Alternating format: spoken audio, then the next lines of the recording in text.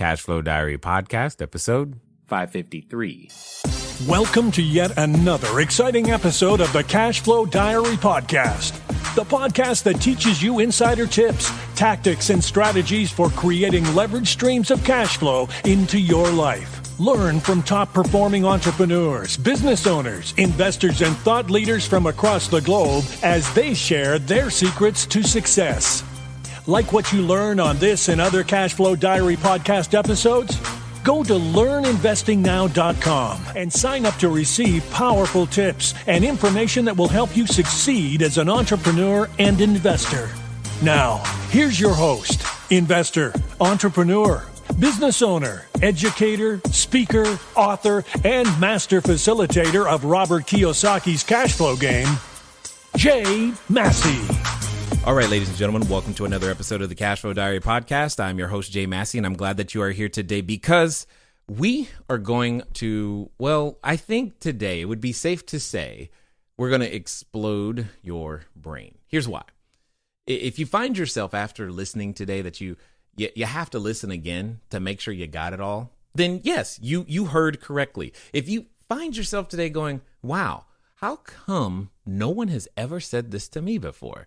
Well, that is also a correct response. If you find yourself at the end of today's episode going, man, that sounds like something I absolutely need to figure out more about and understand how I can make that a strategy for myself and my family and my business, that is also an appropriate response because all of those questions and more happened to me the first time I heard today's guest, because there are so many things that we don't know, we don't even know.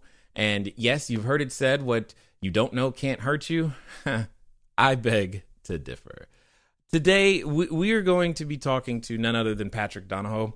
He's the author of the best-selling book, Heads I Win, Tails You Lose. Yes, that was said correctly. And he's the founder and CEO of Paradigm Life. Now, if you are in the financial space at all, you probably already know him.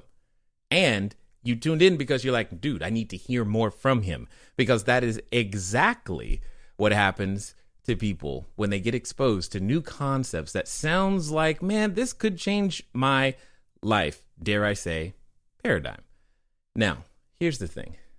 Today we're going to have lots of fun. We're going to learn some things.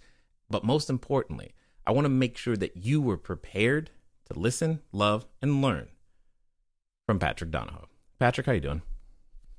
Jay, that was an amazing intro. One take. That was one take. That was awesome. I'm doing pretty good. I have mad respect for, but you've always been that way. You've always been such a good speaker, very eloquent, versed, and knowledgeable. So, but I'm stoked to be on with you. It's going to be an awesome conversation. Yeah, I'm fired up too. When I saw your name, I was like, yes!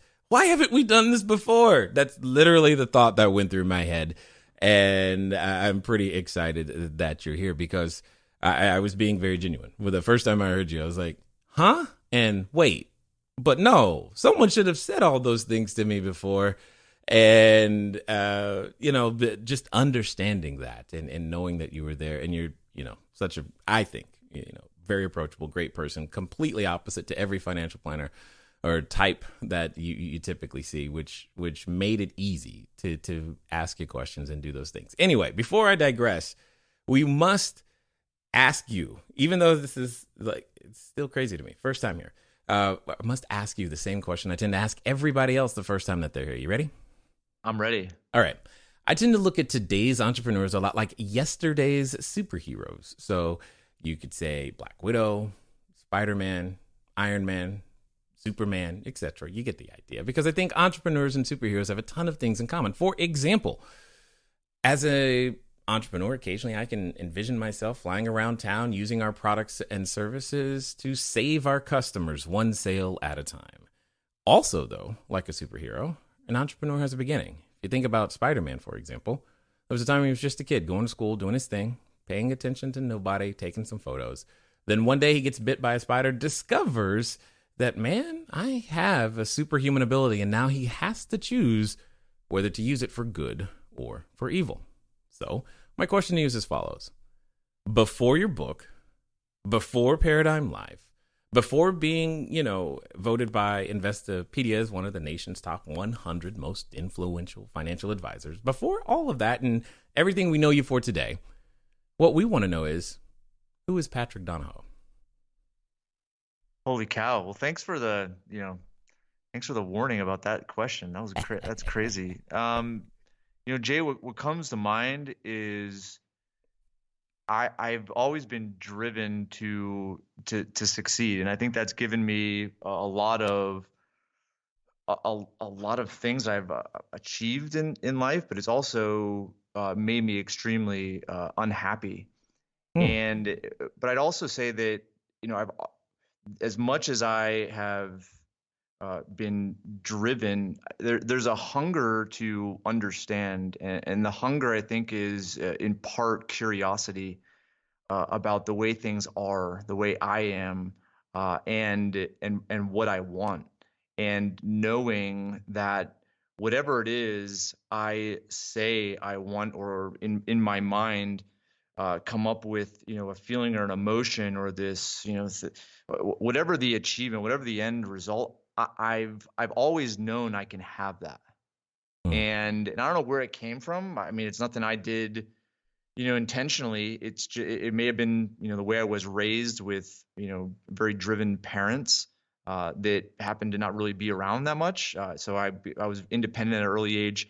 My parents were, both teachers, but they, had master's degrees. They, really strived to achieve in their life. So it may have been that influence. I have no idea. Maybe it's the community I grew up in, but I would say if you were to boil it down, it was definitely a knowledge and a belief that what I wanted, I could have. Now, that's interesting to me because there's a number of individuals who want many things, and there are times where we can want something for ourselves, but it takes time to become a person who believes that, yeah, okay, there's a saying that I like to say often: wealth is for everyone. That means me. The reason that saying is there, the reason that I believe T. Harv Eker is the one that I heard it from, says it is because a lot of people don't have that fundamental belief that, hey, that thing over there, whatever it is that I want, that it was put there and I can have it too.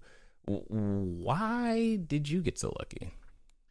Like I said, I mean, everyone's set of circumstances that really creates their psychology is different, right?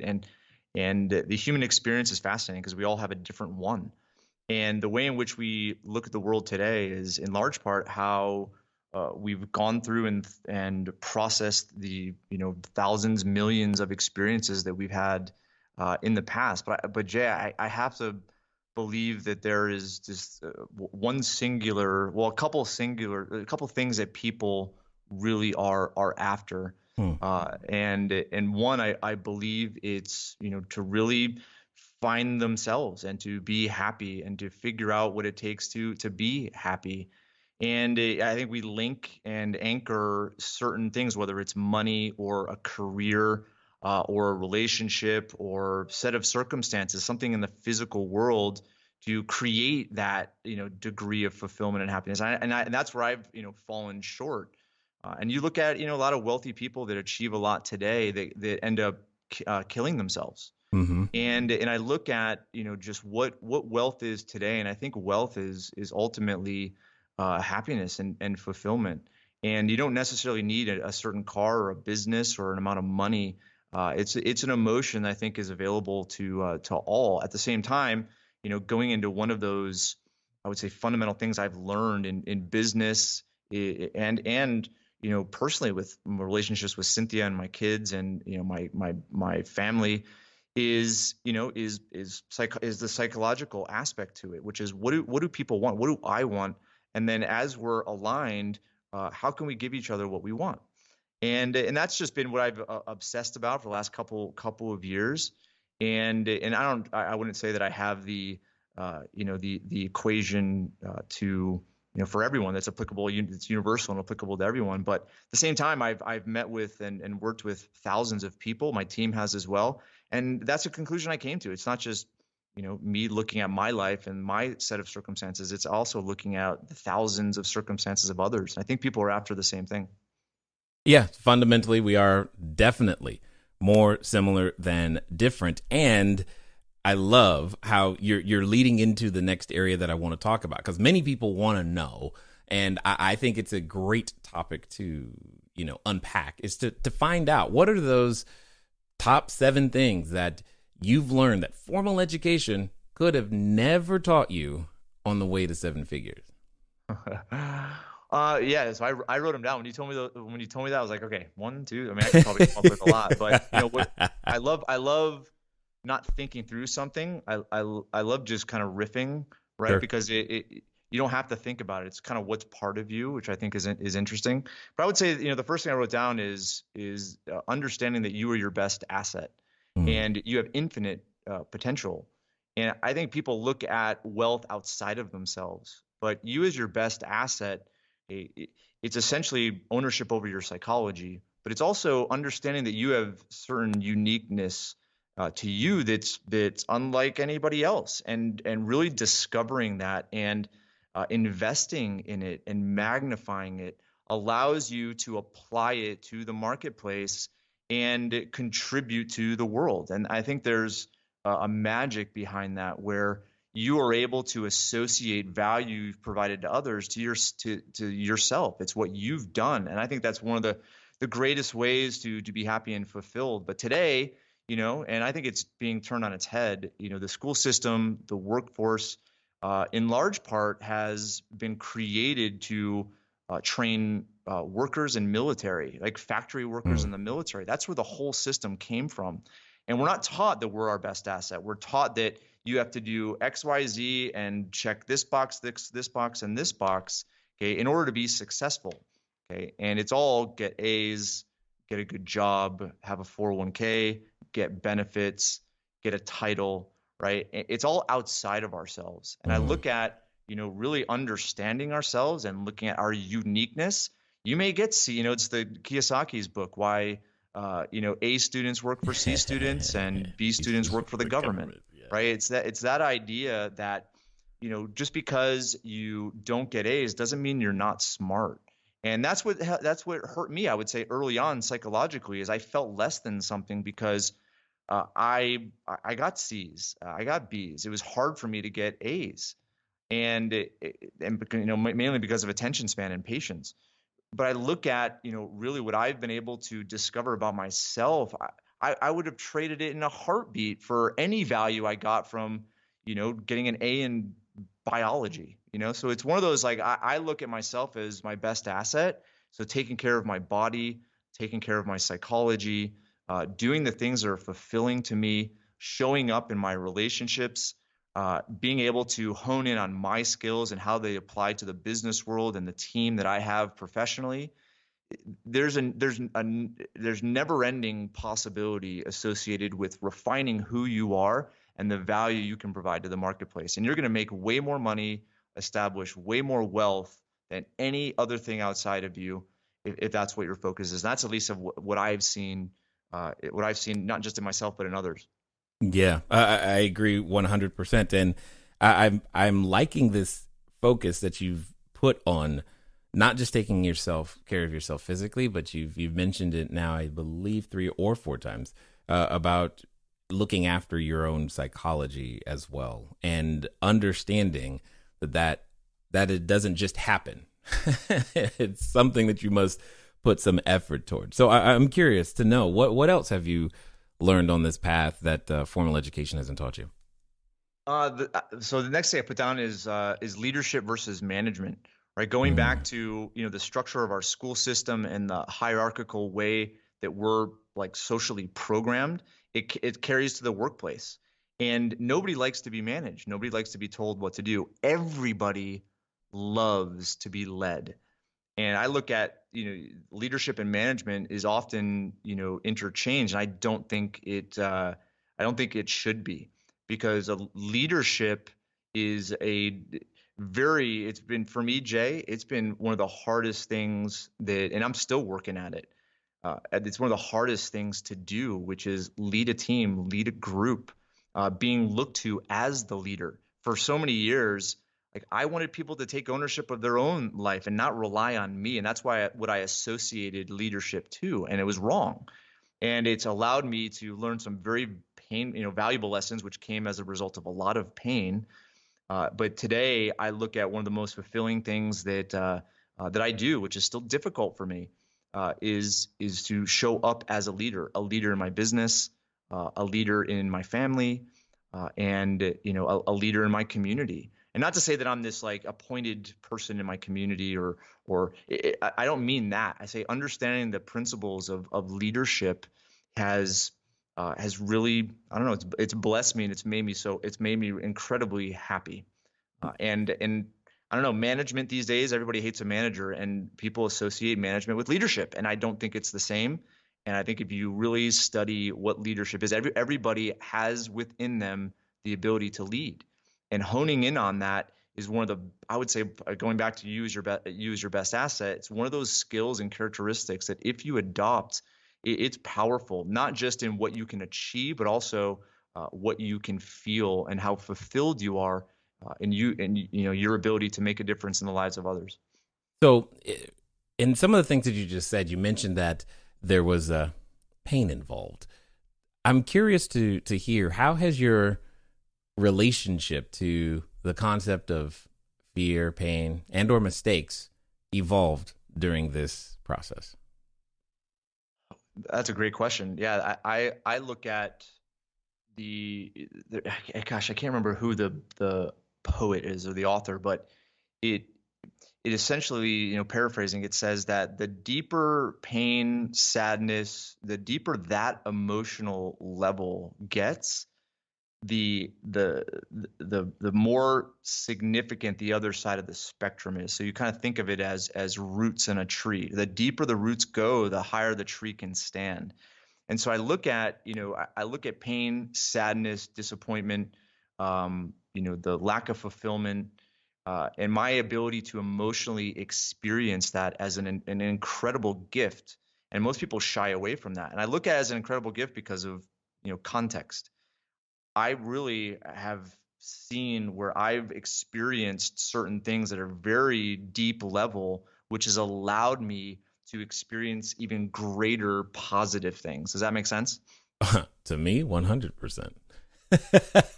I mean, there's so many times of it that I know first starting out, I had the impression all I want to do is win, and that'll be great.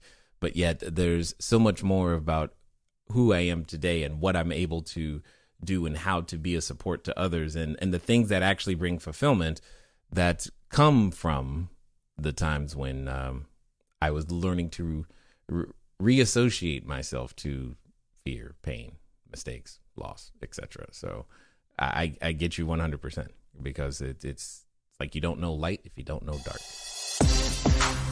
Hello there, entrepreneur. This is Jay Massey, and what I want to say to you is that the number one mistake that I have ever made in business, number one, has been waiting too long to do the books, waiting too long to get the bookkeepers, the accountants, the CPAs, the CFOs involved, and I don't want you to make that same mistake. That mistake cost me over 6 figures, and now for a significant discount, you have the ability to get your books together using FreshBooks. So what I want you to do is I want you to go over to gofreshbooks.com/cashflow diary. Again, that's gofreshbooks.com/cashflow diary. FreshBooks is the easy to use software designed to help you, the small business owner, the freelancer, get organized and save time on invoicing, getting paid faster, keeping those books in order so that it becomes a bonus for you to do your taxes as opposed to a burden. Go over to gofreshbooks.com/cashflow diary and get started today. And now let's get back to the rest of the story. No, and it's one of the things that I look at in people, and their tendency to avoid fear, avoid pain, avoid disappointment it's one of those, you miss so much opportunity, you miss so much experience. Now, you're not going to go out and blatantly fail or blatantly approach fear. But it's one of those things where looking at where it fits into the experience of life, it's where all the great lessons come from. And I think life is designed that way. And, I don't know, I look at my kids, Cynthia, she grew up in like the hood in Mexico, right? And she didn't have anything. Like concrete floor her entire life. They never had, heat or air conditioning. And it was like 100, it's like 100 billion degrees there in the summertime. And, she grew up with an experience of life that I didn't have. And how we have raised our kids, right? I would say we've made some errors because she wanted to give them everything she didn't have. I see. And that hurts. That hurts kids more than it helps, even though I understand the intention. And I look at, our kids and being able to put them in certain, environments where there is, an experience of pain, disappointment, and having to work. And it's benefited them and provided different perspective on, how they show up as friends and how they show up as leaders, in school or in our neighborhood. Right. So I don't know. I just think that the more experience you can have and the more spectrum that exists between the negative or what would be construed as negative and the positive, the deeper meaning life is going to have for you. Well said. Now, here's what I want you to do. I want you to look at the list that you wrote down. We're only going to talk about one more. And I want it to be the one that if your kids heard it, that would be the one that would make the biggest difference ever for them. What is that lesson? What is that lesson that school, that formal education is never going to teach them, but that they need to know on their path? Oh, it's easy, and you'll totally get it right when I say it. It's understanding the nature of a team and understanding what teams and groups of people can do together. And this is powerful, right? Because in school, it's very individualistic, right? With teams, and in school, like the assumption is that you should have all skills, right? And you should test well in all skills, and it's just not reasonable because that's not how people are wired. Nope. Right? I think people are given, natural abilities, natural gifts, and blessings to, that they're good at that other people aren't. Right. And it's meant to complement. And that's what I discovered, especially as, my discovery, my journey as a person, as a leader, is I know what I'm good at. I know what my tendencies are. I know how I show up. I know what fulfills me. And I realize what doesn't. And so there's something that I love talking about, Jay, which is, we know what financial statements are. It's, this objective scorecard to what value we've created in the world, which, money is a byproduct of value.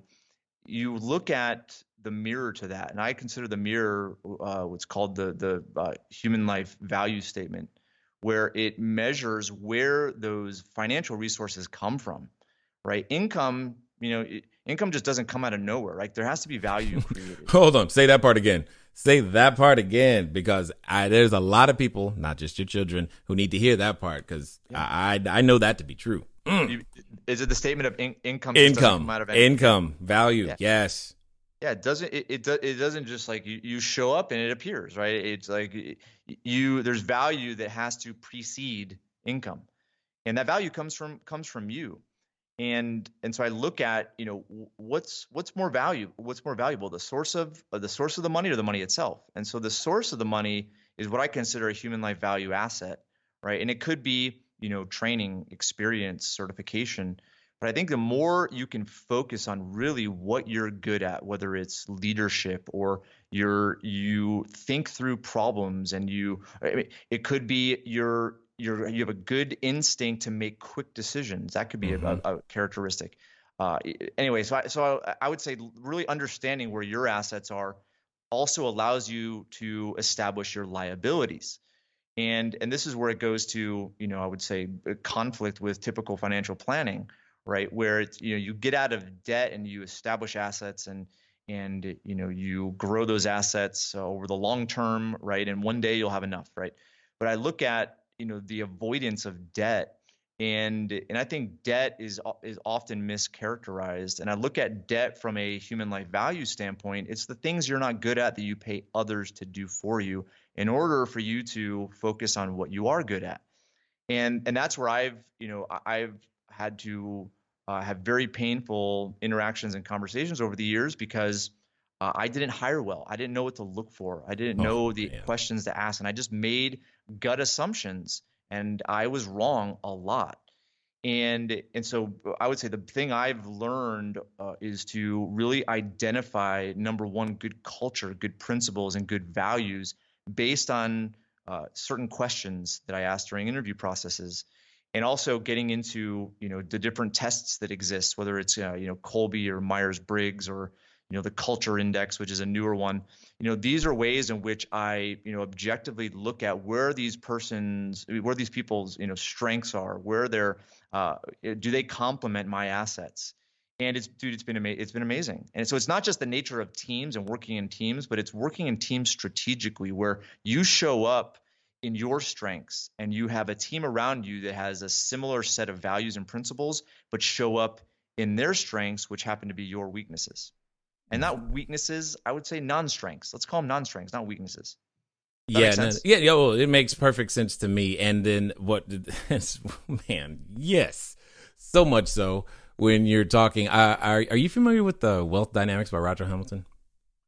I not as much. I know the name. I've heard of it before. I've not looked into it though. No, it's just one of my favorite tools when I'm trying to build the team because it's literally how it's focused so that we don't have too much overlap between individuals, etc., and understanding what role everyone needs to play. Because I have too I've played out of position. I've had people playing out of position, and and I'm curious because I'll tell you mine in a minute. But I want to know what is one of your most favorite questions now to ask in an interview? Oh, so if you're in any type of leadership or management position, there's a book and a kind of a theory called top grading. Have you ever heard of that before? No, I'm listening. Oh, dude, it's amazing. Like top grading is a way in which you get to know a person based on the questions you ask. And so a few of the fundamental ones is, tell me about the most difficult challenge you faced before you left home. Okay. Wow. And what it does. So it's not like a question of, what would your boss say about you if I were to ask him what your experience was like in your last job? It's not crap like that because people are prepared to answer those questions and they're not going to tell you the actual truth. Because people show up and they, have a fear of looking bad. Anyway, I don't want to get into the psychology there, but top grading, what it does, it strategically asks people about their experience of life, not just, from it before they left home, but as they, experienced college, as they experienced their first job, their first position. Like it helps extract really who the person is, their values, their principles, the lessons that they've learned. And that really, it's been instrumental in the hiring we've done over the last couple of years. And so top grading, there's I believe a podcast now too, but I know it's a book, it's audio book, and there's a software associated with it, dude. It's powerful. So we have all applicants before they even apply take the Wonderlic test, and the Wonderlic is what the NFL Combine uses to test cognitive ability as well as how they work in teams and groups, like culture. And then once they go through that, then we typically use Colby, but that's right before we hire. But top grading is the interview theory that we use, which has been amazing. And so and you can use it in the investment world, right? Because I look at investment, and all investment is business, and all business is people.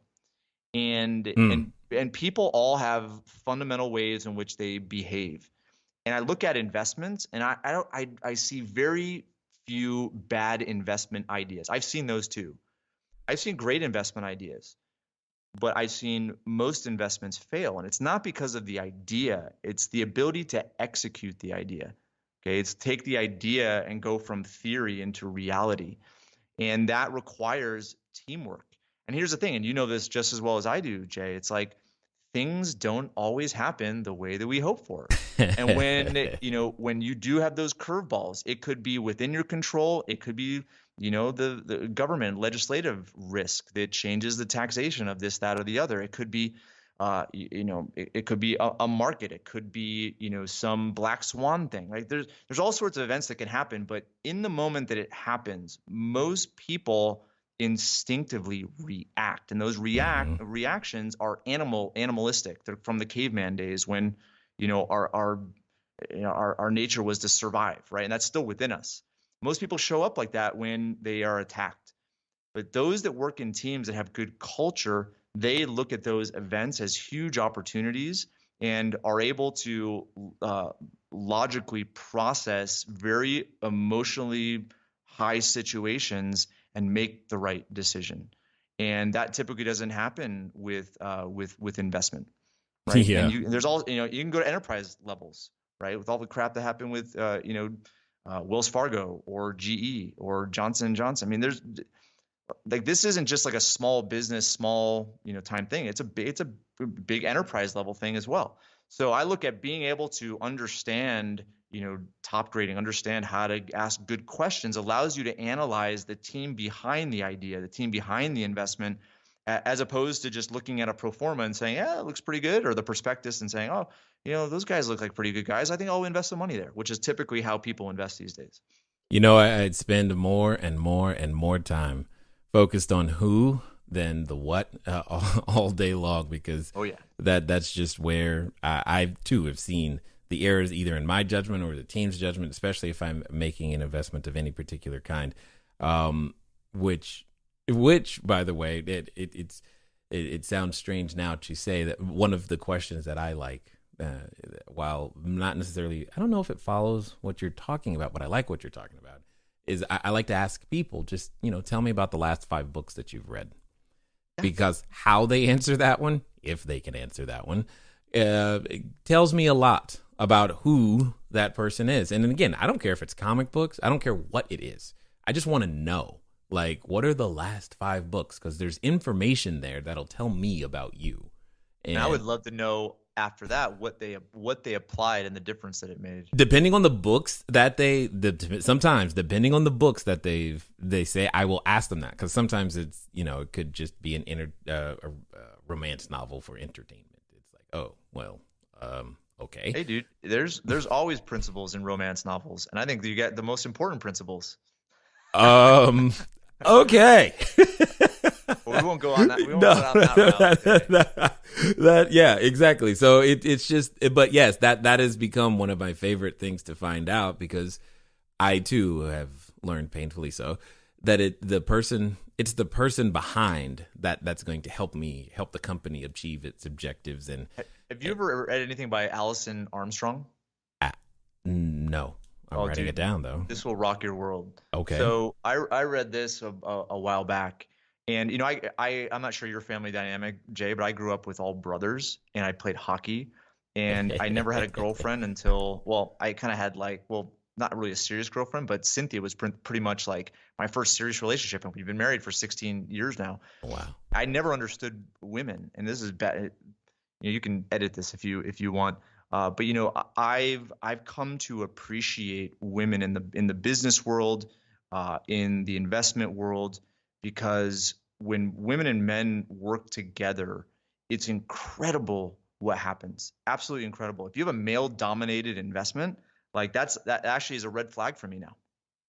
And I look at the difference it's made in my company, the difference I've seen it make, in just my relationships, not with Cynthia, but with my mom and with other women. It's just, I think men naturally do not understand the perspective of women. And so that, Alison Armstrong has an incredible series where she really opened me up to, again, an additional layer and dynamic to team building and teamwork. And it's magical, dude. It's absolutely amazing. It's funny that you say that, because while, again, I hadn't heard of Allison until this particular moment, this is what I've consistently done. I will make sure it is a mandatory thing. Like, there's a project that I want to work on right now, and until I can find a female who is specifically versed in rehab construction and dealing with some cities and permits, I have been unwilling to move forward, because I'm like, no, I need that perspective in order to execute this vision. properly. And with even with the current team, I've just like, you know what, I have to include a female perspective. It has always gone better, period. And I've never been able to explain why, and I honestly don't care why anymore. I just know it goes better. Reading this, it helps marriage. It helps. It just helps you understand what you're about and understand what, how women perceive you and how you perceive women. I have two of my business coaches now are women, and it's just an amazing dynamic. And I do it all virtually. But it's one of those things where it's just provided me such a different perspective of who I am, how I show up, how I lead. But yeah, it occurred to me a couple years ago when I had another business coach who, she ran the entire development team at T-Mobile. She was a VP at Expedia. I mean, very accomplished woman. And she came into my office for the first time and she said, "You know what? I can give you, with one change, you can grow by 20, 30% in a year." I'm like, "What?" Like, okay, well, what? She said, "You need about 25% more women." And this isn't a sexist. Awesome. It's not a sexist thing. I mean, if you read those books, right, what it does, it just shows healthy culture and a healthy balance of humanity. And men are not meant to be alone with men. Women are not meant to be alone with women. And there's this, magical dynamic when it comes to that integration that, I mean, I can't explain it. I can't explain it either. I understand it more now, but it's been incredible, man. I mean, I agree. I can't say enough about it. And I may sound like some chauvinistic, a-hole right now, but that's not my intention. My intention is, that was one of the big failures I've had in business, is not understanding other people and how they work together. And I've looked at, the amount of work that I put into all of that. I'm not even scratching the surface, but the work I have done and what I've implemented has made a massive difference. And at this point, we must begin to share with people, what it is that you do, because I know they're listening this far and going, wow, this Patrick dude is interesting, and Jay clearly likes him. And what was it that that Patrick said, and what was Patrick talking about that first time Jay met him that had him so confused? Because at this point they go, okay, Patrick's cool, I understand him, he's great, I want to know more. So now share with us, if you will, some of the thoughts, the concepts, especially either some of the ideas behind your book or the concepts that you and I were discussing when we first met. Well, there's huge similarity to everything we've talked about. I know. That's why I'm excited. I'm like literally bouncing in my chair right now. You couldn't see it, but I am.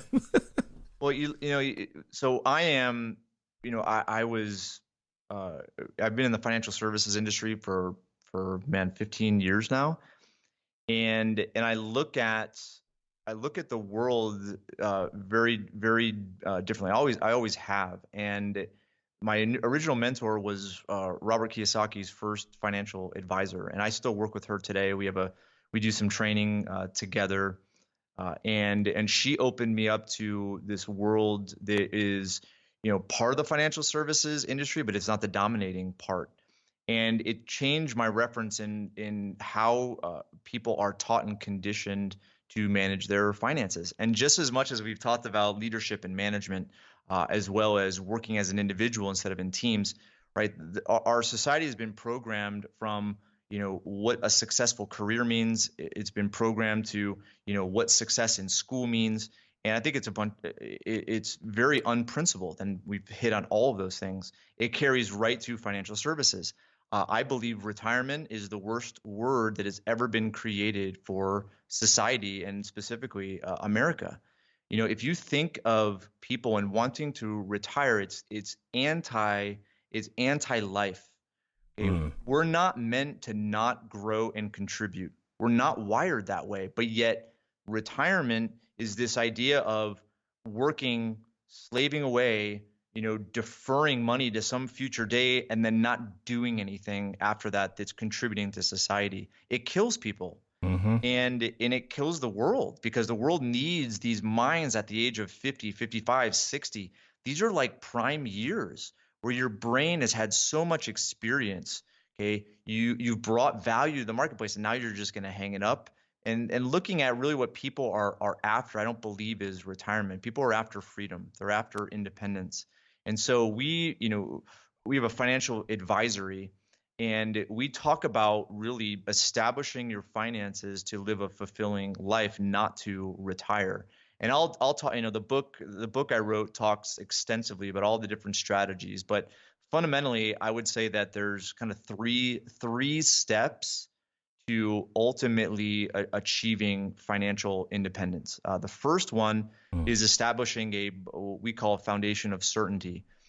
And this foundation is going to be different for everyone, but it comes from asking yourself the question, like, what would you need in a liquid account right now to stop working and know that by the time that money ran out, you could figure out what to do that is fulfilling, that is gratifying, that aligns with, who you are, your skills, your abilities, your experience. The second is, educate yourself about the investments you're making and focus in on one, maybe two asset classes, but become an expert and understand, not that you're going to use that as your business, but understand what it is, how to ask good questions. And I put in there, and this is before you asked me about those 7 points, but understand human psychology and organizational psychology. So I would say there, good books to understand that is Double Double by Cameron Herold, Traction by Gino Wickman, and Never Split the Difference by Chris Voss. These are just full of information to understand group and organizational psychology. Powerful books.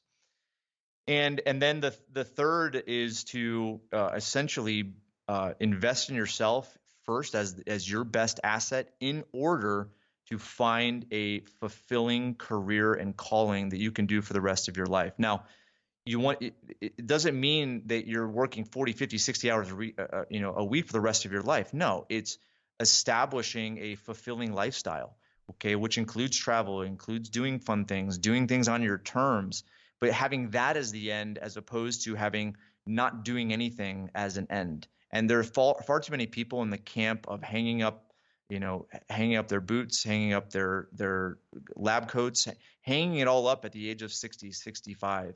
And I just don't think that is healthy for America. And it's really created a huge mess. I mean, the Medicare, issues right now and the Social Security issues. And it's incredible how naive people are to the changes that have been made to Social Security from a taxation standpoint that people are just oblivious to. And they're just going to continue to do it because fundamentally it's unprincipled and never should have been suggested in the first place, because it was essentially a Prussian solution to getting old people out of the workforce so new people can go in. And that seed was planted during the Great Depression and has just been like growing as a weed. And you kill it off, it just grows back as a weed. It's this weed that is like sucked so much potential out of the human mind, the American mind. And that's where the subtitle of the book is a financial strategy to reignite the American dream. And in that book, I define what the American dream is, which is different than how most people define it. But anyway, I could go on and on this, but looking at everything that we talked about previous, Jay, I mean, they're the same exact principles, right? People are looking for a fulfilling life. They're looking to be happy. They're looking to be to establish experience, which is not a finite game. It's an infinite game. And the sooner you can realize that, the sooner you can, start to reposition your assets, reposition your goals, reposition your career, right? In order to, achieve what everybody is after. And they're thinking retirement can give it to them, and it won't. Right. I mean, I don't know if you know this about me, but it's probably near the time we met. But I know about 6 years ago, I called myself retired, and you should not do that at 38, I promise, if ever. But I learned exactly what you're just saying. It's like, man, I have to contribute. I now know that about myself. I had to do that to learn that no, doing nothing is not an option for me. I don't know what I'm going to do all the time, but I got to do something and I've got to contribute.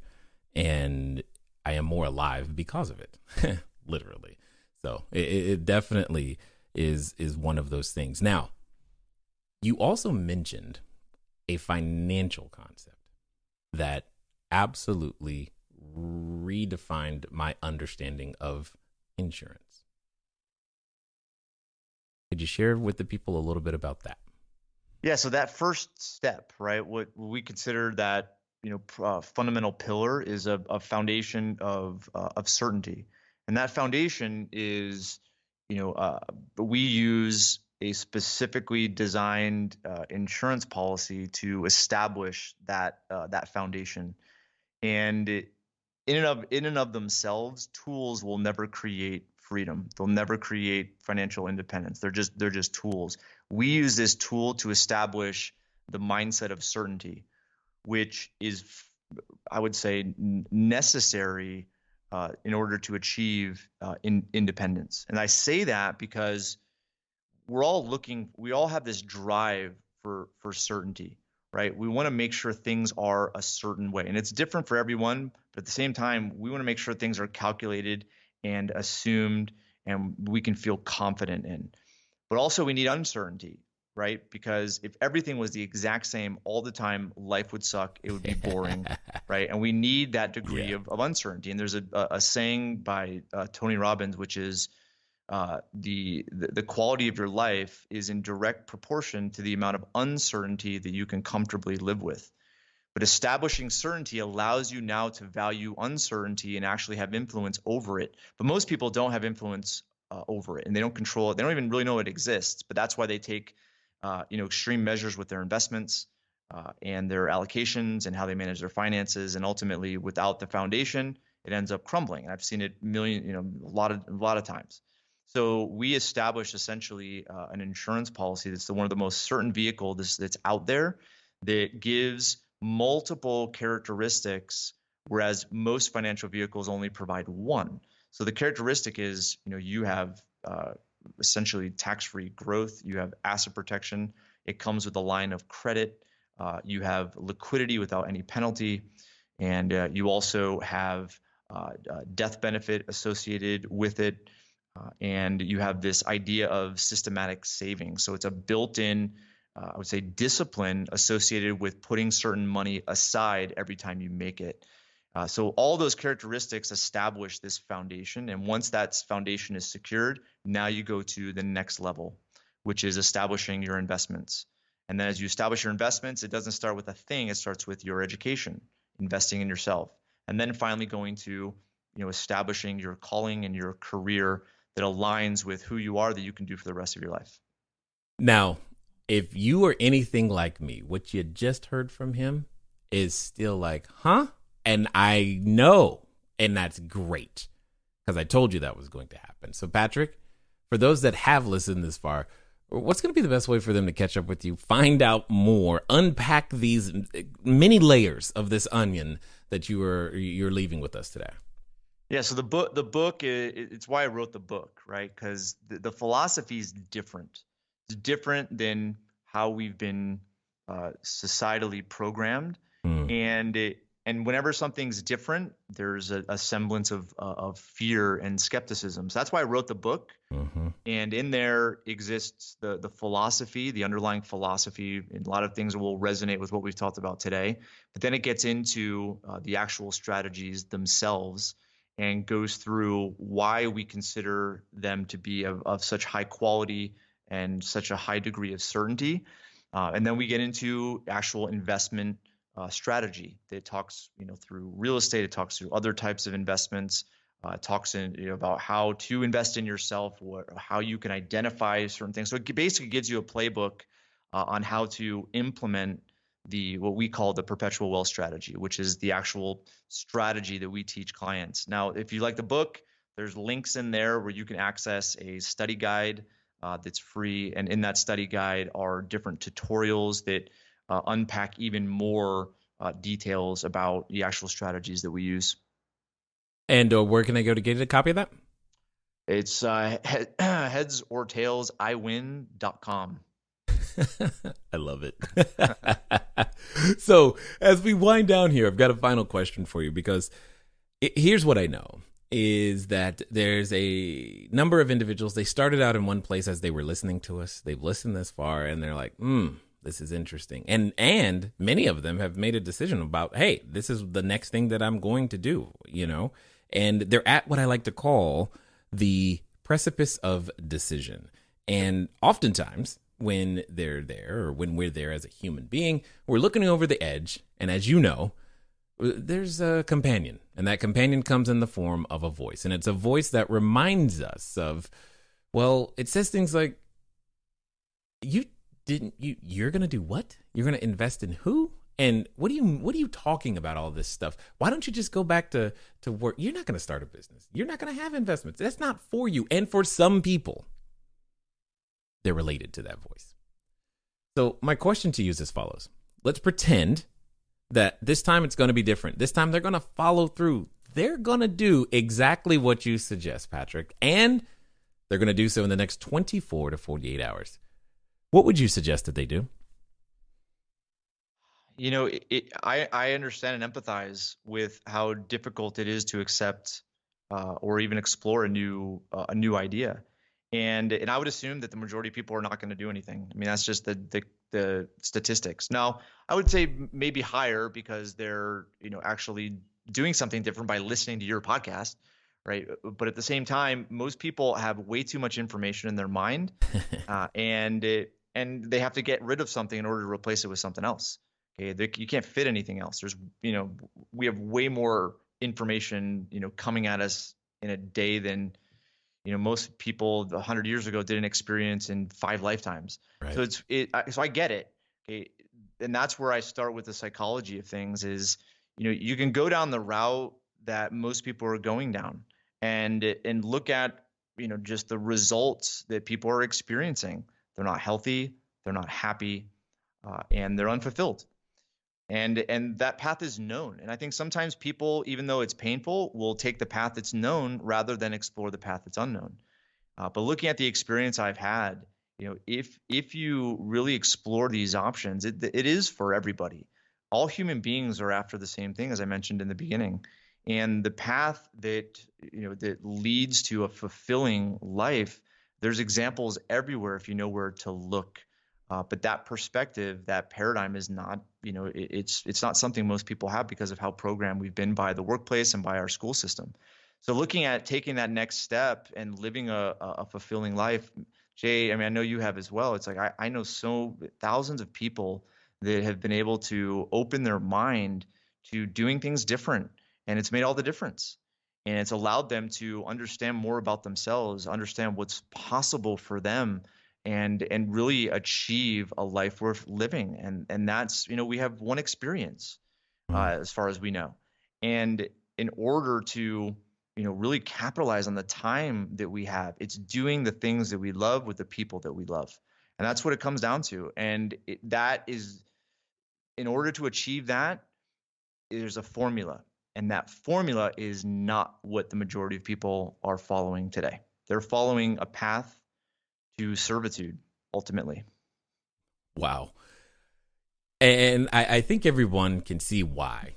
That, you and I, we can talk for a very long time, and I can continually learn and grow from everything that you're doing, and it makes it just exciting. You're a great person in general just to be around it. I just want to be one of the first to say just thanks for taking the time to share your knowledge, your insight, and your wisdom here with us today at the Cashflow Diary, sir. It's been an amazing hour, and I was really blessed to spend it with you, Jay. All right, ladies and gentlemen, you know what times it is. It's time for you to move at the speed of instruction. What does that mean? Well, that means go grab a copy of the book. Heads I win, tails you lose. Why? Because you want to understand what that statement means. More importantly, you want to be the one flipping that coin and putting the odds in your favor. Because if you think about some of the things that you've learned today, well, you know this. You know that the path to unfulfillment, well, that one's already known. So maybe it's time to choose the red or blue pill. Ladies and gentlemen, it's been fun talking to you today. I look forward to talking to you soon. Until next time.